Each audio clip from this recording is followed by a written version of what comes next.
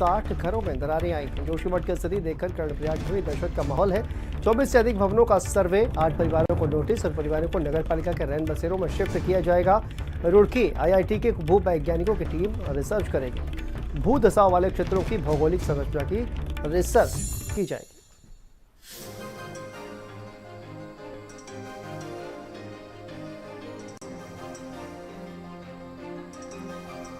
और इसी खबर पर हमारे साथ संवाददाता गिरीश चंदोला जुड़ गए हैं ज़्यादा जानकारी के साथ। गिरीश, क्या जानकारी सामने आ रही है? जिस तरह से सर्वे के लिए टीम जो है वहां पर पहुंची हुई है, क्या जानकारी सामने आ रही है? जी बिल्कुल, मैं आपको बताना चाहूंगा जो कर्णप्रयाग में जो 50 आवासीय मकानों पर भू धसाव का जो संकट मंडरा रहा है, अब प्रशासन ने कहीं न कहीं आठ मकान मालिकों को नोटिस यहाँ पे दे दिया है। उन्होंने कहा कि ये मकानें खाली करने को उनको नोटिस दिया गया है।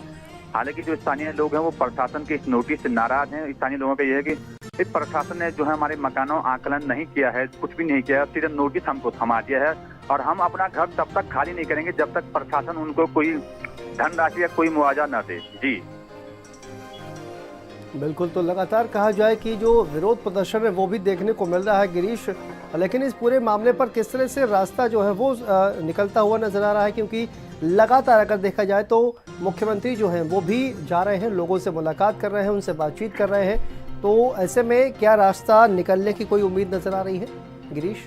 जी बिल्कुल, मैं कर्णप्रयाग की बात करें तो कर्णप्रयाग जो विधायक हैं अनिल नौटियाल, वो मुख्यमंत्री पुष्कर सिंह धामी से उन्होंने कल ही मुलाकात की और कर्णप्रयाग को लेकर उन्होंने चिंता जताई। उन्होंने कहा कर्णप्रयाग के जो 50 जो आवासीय मकान है वो कहीं न कहीं खतरे की जद में है। वहीं मुख्यमंत्री ने अनिल नौटियाल विधायक जो कर्णप्रयाग है उनको आश्वासन दिया है कि निश्चित रहें, प्रशासन अपनी ओर से पूरा जो काम कर रहा है, जो भी सुरक्षा के जो भी इंतजाम है वो किए जाएंगे और त्वरित कार्रवाई की जाएगी। जी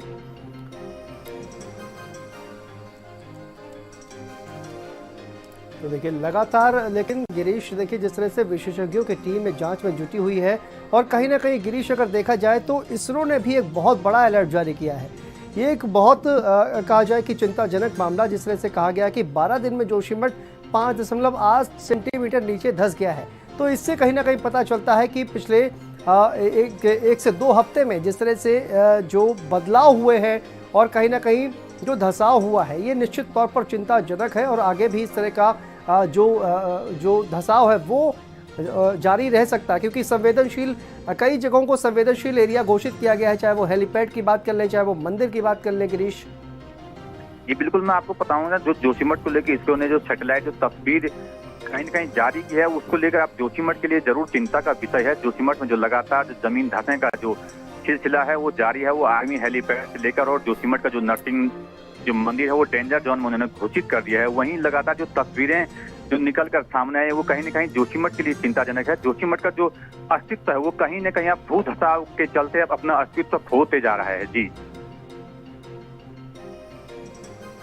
बिल्कुल, और कहीं ना कहीं देखिए लगातार जिस तरह से आपने कहा कि ये पूरा संवेदनशील एरिया, लेकिन लोग अभी भी कहीं ना कहीं गिरीश जो है वो प्रदर्शन करते हुए नजर आ रहे हैं। गिरीश, जिस तरह से 2 होटल कहा यह जा रहा था कि फिलहाल 2 होटल जो है उनको गिराया जाएगा, तो क्या उनको गिराने का जो काम है वो शुरू हो चुका है गिरीश?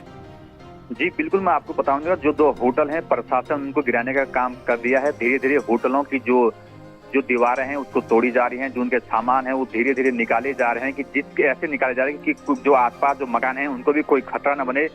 प्रशासन लगातार जो सेफ्टी के अनुसार वहाँ पे जो होटल हैं वो खाली करवा रहा है। वहीं जो स्थानीय लोग हैं उन्होंने कल जो NTPC के खिलाफ गो बैक के जो पोस्टर अपने दुकानों में, आवासीय मकानों में, वाहनों में गो बैक के पोस्टर लगाए और NTPC गो बैक के नारे जरूर लगा रहे हैं। स्थानीय लोगों का साफ तौर पर ये कहना है कि जो जोशीमठ में जो भू धसाव हो रहा है उसके जिम्मेदार स्थानीय लोग NTPC को मान रहे हैं। कहीं न कहीं अगर पहले प्रशासन NTPC के खिलाफ कोई कार्रवाई करता या कोई जांच करता तो शायद जोशीमठ आज भू धसाव से बच जाता और जोशीमठ का अस्तित्व आज खत्म नहीं होता। जोशीमठ एक पौराणिक नगर है, आस्था का एक बहुत बड़ा केंद्र है। बद्रीनाथ और हेमकुंड साहिब के जो जाने वाले यात्री हैं मुख्य द्वार जोशीमठ को कहा जाता था, लेकिन अब जो लोग लगातार NTPC पर लोगों का आक्रोश बढ़ रहा है कि NTPC के चलते जो टर्नल हैं उसके चलते जो जोशीमठ में लगातार भू धसाव हो रहा है, इसका जो पूरा जिम्मेदार है वो NTPC को स्थानीय लोग मान रहे हैं। जी बिल्कुल गिरीश, देखिए लेकिन ये जो होटल है इसके जो मालिक को हमने सुना था वो लगातार ये कह रहे थे कि हमारा जो होटल है वो तोड़ने की बात जो है वो सरकार प्रशासन के द्वारा कही जा रही है, लेकिन मुआवजे का किसी तरह का कोई बात जो है वो नहीं कही गई है। ऐसे में होटल मालिक अब क्या अभी भी उसी तरह के आरोप लगा रहे हैं या फिर दोनों के बीच के प्रशासन के बीच और होटल मालिक के बीच कोई कहा जाए कि जो बात है वो बनती हुई नजर आई है? गिरीश जी, मैं आपको बताना चाहूंगा, जो होटल स्वामी हैं और प्रशासन के बीच उनकी जो आपसी वार्ता थी वो बात बन चुकी है। अब उन्होंने प्रशासन के ही उनकी अनुमति से ही प्रशासन ने उनके होटल जो है वो दोनों होटलों को तोड़ने की अनुमति दे दी है, इसलिए होटल टूटने भी शुरू हो गए। उन्होंने अभी खुल के ये तो नहीं कहा कि मुआवजा कितना दिया जाएगा, होटल स्वामी ने अभी ये नहीं बताया, कहा कि प्रशासन से हमारी बातचीत हो गई है और जो आसपास के मकान हैं उनकी सुरक्षा को देखते हुए मैंने अपने होटल तोड़ने की अनुमति प्रशासन को दे दी है। जी, और इसी खबर पर अजय कुमार आर्या हमारे साथ जुड़ गए हैं, भूवैज्ञानिक हैं। सर, आपके पास आना चाहूँगा, जिस तरह से ये जोशीमठ में भू धसाव हो रहा है और इसरो ने भी अलर्ट जारी किया है, पिछले 12 दिनों में अगर देखा जाए तो 5.4 सेंटीमीटर जो ज़मीन है वो धस चुकी है। किस तरह से देखा जाए और कितना बड़ा ये कहा जाए कि एक चिंता का विषय है? देखिए शांति जी, ऐसा है कि ये तो बेहद ही चिंता का विषय है। वो इसलिए क्योंकि इसके पूर्व में कभी भी इस तरह की घटना देखी नहीं गई है। जो भी इस तरह की घटना हुई भी हो तो 4, 5, 6 साल के अंतराल पे इस तरह का देखा जाता है, क्योंकि हिमालय एक लगातार बढ़ने वाली पर्वत श्रृंखला है। तो ये अगर ये समय लेके होता तो एक आम बात होती, परंतु 5 से 6 दिन में इतनी ज्यादा जमीन खिसक जाना इस बात का द्योतक है कि वहाँ पे भूस्खलन की जो समस्या है बड़ी बृहद है। इस प्रकार की भूस्खलन की समस्या को भूगर्भीय भाषा में क्रीप कहते हैं। क्रीप का मतलब होता है स्लो, बहुत धीमा धरती का मूव करना नीचे की तरफ, पहाड़, विशेष करके पहाड़ी जगहों पे। परंतु इतनी तेज गति से अगर ये मूवमेंट हो रहा है तो इसको हम बिल्कुल भी इसको बहुत सीरियसली हमको लेना चाहिए, क्योंकि कहीं ना कहीं मानव जनित जो व्यवस्था है उसकी वजह से उसका ये परिणाम है। और मेरा मानना है एज ए भूवैज्ञानिक कि जो भी डेवलपमेंट की एक्टिविटीज चलाई जा रही हैं मानव हित में, वो मानव हित में ना होकर के वो मानव अहित की तरफ बढ़ रही हैं। और कहीं ना कहीं से हमें लगता है भू उपयोग यानी जिसको land use land cover planning की बात कही जाए, वो कहीं ना कहीं से इसमें कहीं ना कहीं गलती अवश्य हुई है, क्योंकि ये बहुत क्लियर होता है। हमारे पास तमाम जीआईएस और रिमोट सेंसिंग के साधन हैं जिसकी मदद से हम उन क्षेत्रों को पहचान सकते हैं जो एक कॉलोनी बसाने के लिए उपयुक्त समझी जाती है। लेकिन पता नहीं मुझे क्यों नहीं समझ में आ रहा है कि तमाम सरकारी एजेंसियां जो हैं वो वैज्ञानिक दृष्टिकोण को दरकिनार क्यों करती हैं। जी बिल्कुल सर, लेकिन जिस तरह से देखिए तमाम लोग जो है वहाँ पर प्रदर्शन भी करते हुए नजर आ रहे हैं। उनका ये कहना है कि जो एनटीपीसी का जो प्लांट वहाँ पर लगाया जा रहा है, जो परियोजना वहाँ पर काम कर रही है, उसको कहीं ना कहीं पूरी घटना के लिए जिम्मेदार माना जा रहा है, क्योंकि टनल के जरिए जिस तरह से कहा गया कि एक बहुत बड़ा ब्लास्ट हुआ और जिसके बाद से एक जो जल स्रोत है वो कहीं ना कहीं पंक्चर हो गया अंदर से, जिसके बाद से पानी जो है वो रिसने लगा। तो इसको भी एक बहुत बड़ा कारण जो है इस भूधसाव का माना जा रहा है सर। नहीं, ये केवल एकमात्र कारण है। देखिए इसमें और भी बहुत सारे कारण हैं जी। मेरा स्वयं का वह क्षेत्र देखा हुआ है।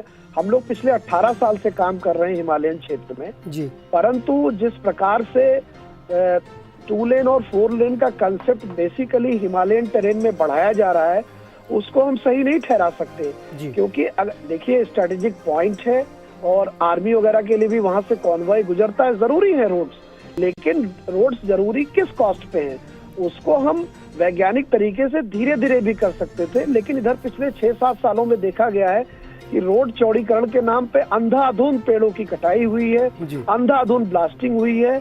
और कहा यह गया था कि जो मलबा पहाड़ से निकलेगा उसको खाई की तरफ उसको पाटने का काम करा जाएगा। रोड का डंपिंग वेस्ट जो है उसको फेंका नहीं जाएगा, वो रोड में ही काम किया जाएगा। लेकिन उसका प्रयोग उस तरह से नहीं किया गया, इसलिए नदी का भी कटान है, साथ में साथ ब्लास्टिंग भी है, और उसके अलावा रोड का चौड़ीकरण है, पेड़ों की भी कटान है। और तीसरी बात कही गई थी कि ये जो रोड चौड़ीकरण हो रही है साथ ही साथ पौधे रोपण का भी कार्य किया जाएगा, जो वो भी कार्य नहीं किया गया। तो प्रकृति देखिए अपने हिसाब से एडजस्ट करती है और ये इतने क्रिटिकल पॉइंट पे पहुंच गए कि ओवरलोड प्रेशर बढ़ गया, पानी अलग से सीपेज हो रहा है।